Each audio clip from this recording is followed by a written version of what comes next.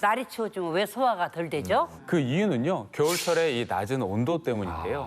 날씨가 추워지게 되면 몸에 이런 신진대사가 떨어지는 것이 문제가 되죠.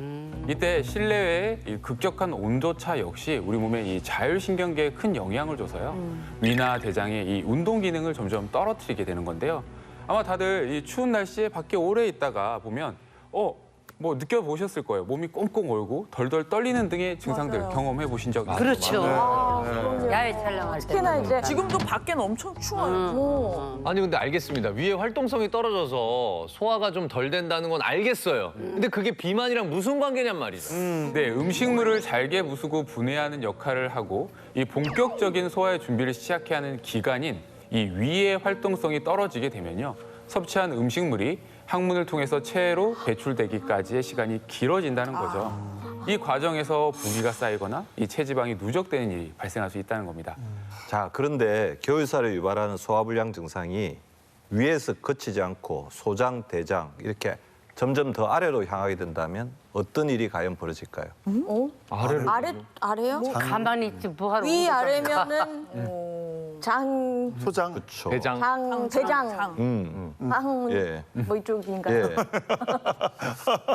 그래서 위에서 이렇게 소화불량이 이어지게 되면 소화되지 않고 분해되지 않고 살균되지 않은 음식이 어떻게 됩니까?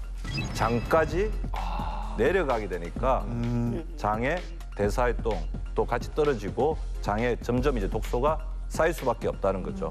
즉 겨울철 칼로리 바람이 일으킨 소화불량으로 인해서 위장에서 제대로 분해되지 않은 음식들이 차곡차곡 소장, 대장을 내려오면서 체내에 차곡차곡 쌓이게 되면 장에 영향을 미쳐서 장에는 독소가 차곡차곡 쌓이면서 독소 덩어리가 되는 거죠.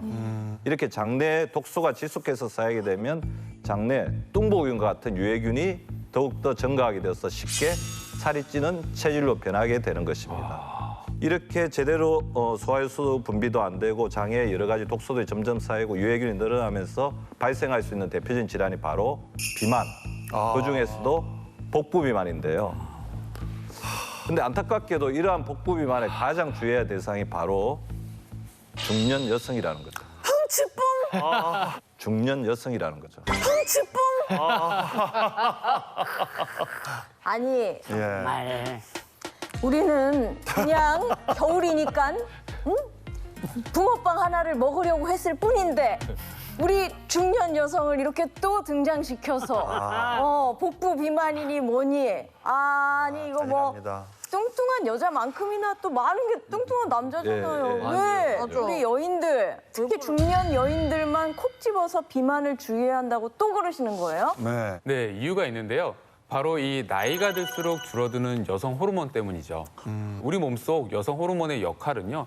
체내의 근육량을 지켜주고 또 체내의 내장 지방을 억제하는 역할을 하게 되는데요. 완경을 맞이하는 갱년기 여성의 경우에는요. 이 여성 호르몬이 줄어들면서 그러면서 근육은 또 줄게 되고 이로 인해서 기초 대사량이 떨어지기 때문에 쉽게 살이 찔 수밖에 없게 되는 거죠. 여기에 내장 지방을 억제하는 기능까지 줄어들면서 이게 배가 볼록 튀어나오는 복부 비만이 쉽게 발생하게 되는 겁니다.